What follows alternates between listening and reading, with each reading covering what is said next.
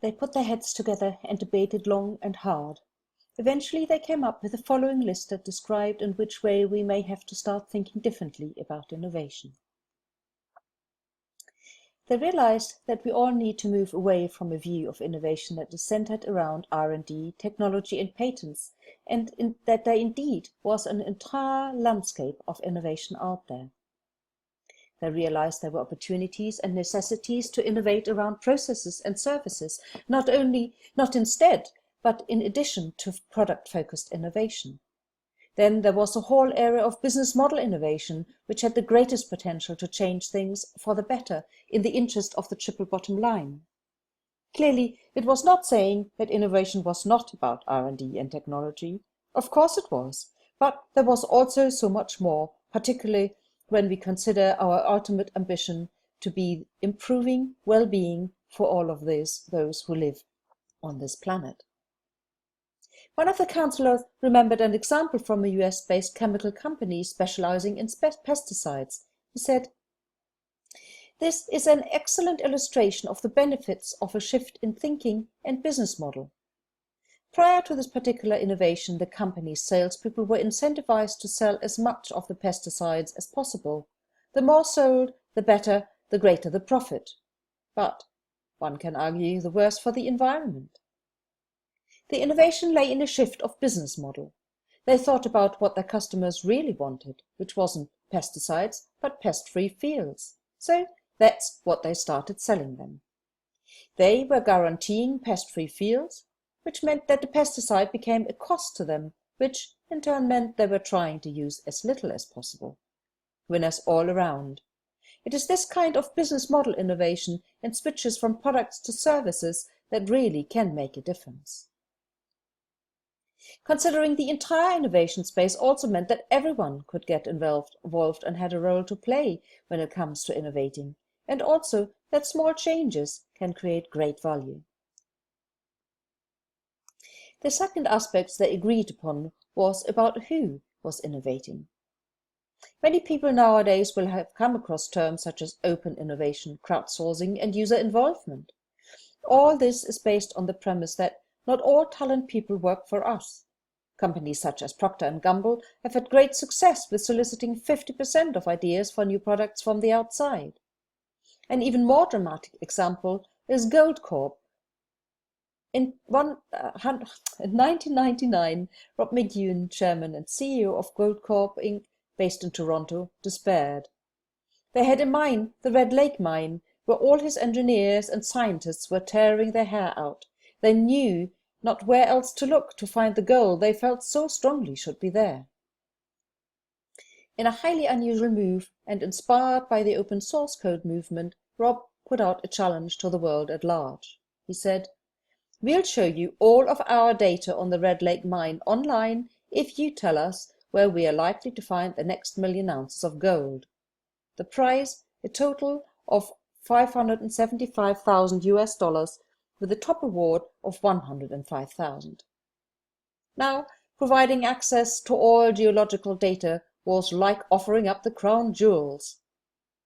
Perhaps the fact that Rob wasn't a miner, didn't think like a miner, and wasn't constrained by a miner's conventional wisdom, helped. After the challenge was announced in 2000, more than 1,400 scientists, engineers and geologists from 50 countries downloaded the company's data and started their virtual exploration. The drilling spots identified by the winning entries were a gold mine indeed. As Rob explained, "We have drilled on 4 of the winners' top 5 targets and have hit gold on all of them." Companies such as Bayersdorf, BMW and Lego are collaborating closely with users in the development of new products. And the beauty of it, from a company perspective, is often those users don't want to be paid. They are doing it for free because they just love the brand. Immediately one of the councillors spoke up. "But with everyone engaging in voluntary open innovation, who is going to make money? How and when? How are we going to pay our bills?" "Ah," came the answer from a young woman from Germany who had set up an online innovation platform through which people could innovate together. We had asked ourselves that exactly same question and have come up with a solution.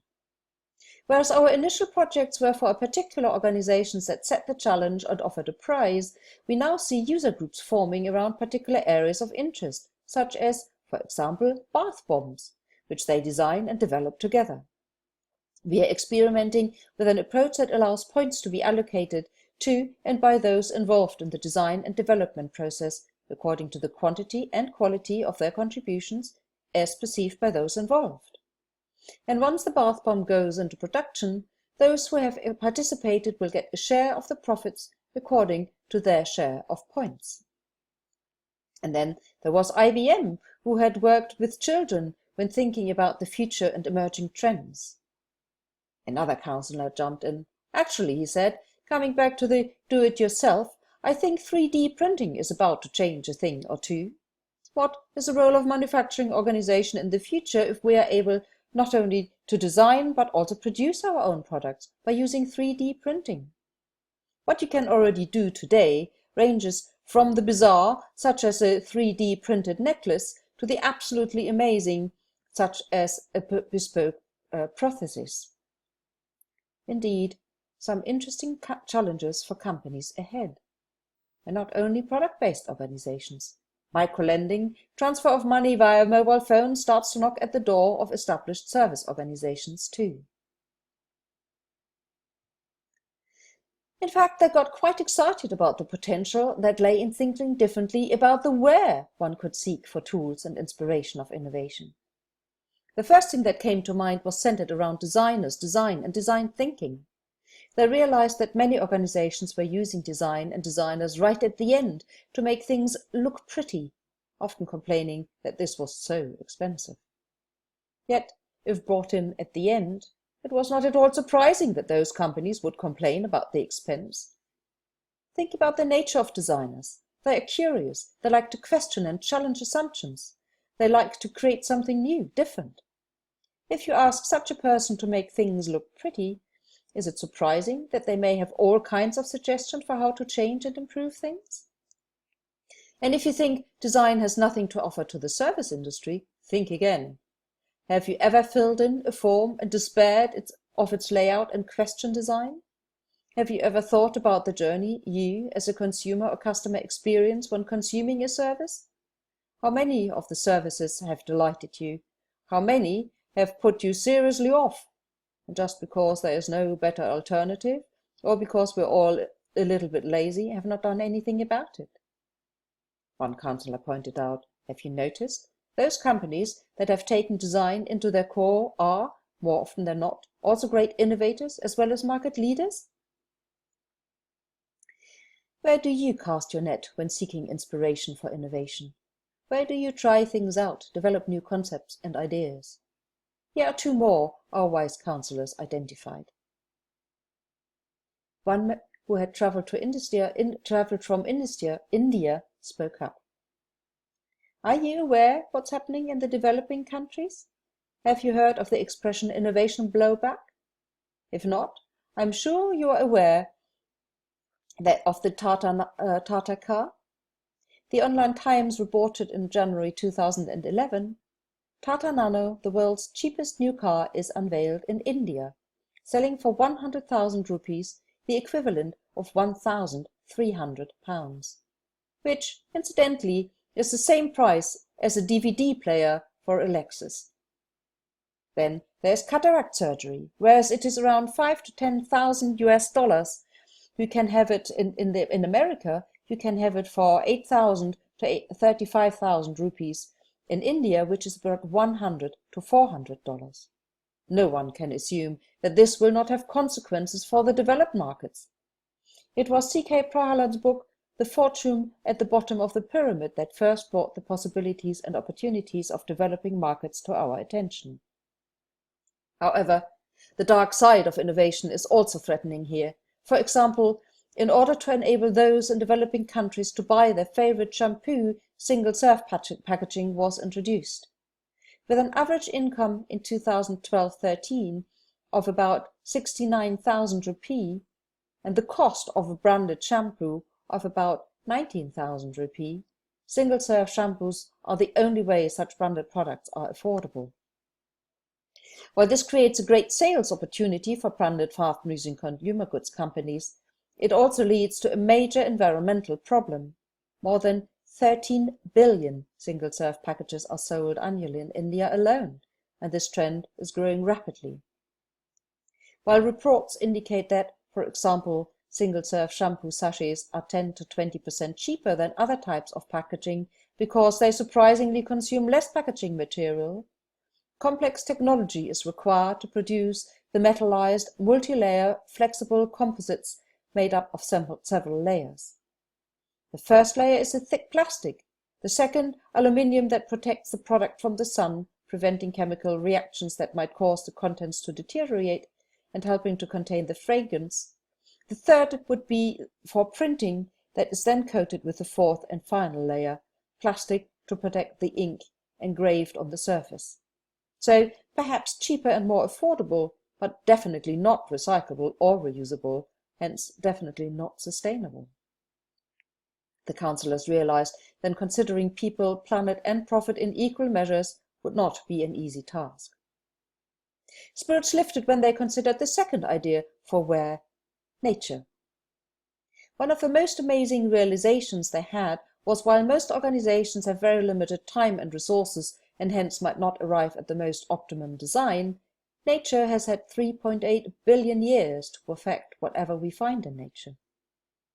Some of you may be familiar with this very boxy-looking car that was developed as a concept car by Mercedes-Benz back in 2005. While truly looking like a box, it was able to get up to 180 miles an hour, which is 190 kilometers, and at 70 miles per gallon, or for those working in kilometers and liters, 30 kilometers per liter. It achieved this remarkable performance by drawing on the design of this little fish called the boxfish. Another example was from the building industry. Energy used over the lifespan of a building is its biggest cost factor, particularly for commercial buildings, and particular in hot or cold climates, where heating and air conditioning are a major factor. Architect Mike Pierce, collaborating with Arab engineers, looked to nature for inspiration and found it in a termite mound, which will maintain a fairly stable temperature inside despite wide fluctuations on the outside. Applying the termite mount's design principles, it was possible to reduce energy consumption by 90%. 90. Unbelievable, the councillors thought. Why is not everyone using biomimicry, as this approach was called? What the wisest of the wise had said also made them realize that they needed to encourage everyone to consider more consciously and carefully why they wanted to innovate. Given the state and challenges of the planet, they saw no alternative but to put sustainability considerations, if not as a starting point, so most certainly as a criteria for selecting innovations. Of course, there were already companies out there leading the way, such as Philips, Johnson & Johnson and DSM, and having started ahead of the pack on this journey, Marks & Spencer in the UK. They wondered, does everyone ask questions about sustainability as part of a stage-gate process? Do they ask these questions at the end to ensure no lawsuits are threatening? Council was convinced that the near future using sustainability considerations as driver for innovation would no longer be an order winner, it would become the qualifier. They were on a roll now and said, so why not also think differently about the how? Here the wisest of the wise spoke up again. The future of innovation will be led by those who are able to tame the competitive spirit. This greatly surprised the others. What do you mean by that? They asked. The wisest of the wise said, currently, mental models for most of us are centered around competitive frame of mind, competition at the individual, team, organization and national levels, even Europe against Asia and the Americas. What would be the consequence if we challenged that paradigm? She asked. And she explained, The goal, of course, is not banning competition, but rather, what if we, as an organization, set our ambitions higher, beyond raking in profit for the shareholders, and think about what we can do for the wider community of stakeholders? Amazing things can happen. You might even find new and unusual partners. Do you remember what happened with Nike? She asked, and she related the story. Coming to their senses after the sweatshop debacle that started in 1991, and that the company has started to address more sincerely since 1999, they were thinking about how they might be able to help address some of humanity's biggest challenges. Looking for something that would be directly relevant to them, they identified obesity. Obesity as a direct consequence of lack of movement, particularly in children. One consequence of that thinking was a change in their advertising. Whereas before they had used highly successful sports celebrities to represent their products, they now created an advertising campaign that would show someone who would benefit most from more movement, an obese child.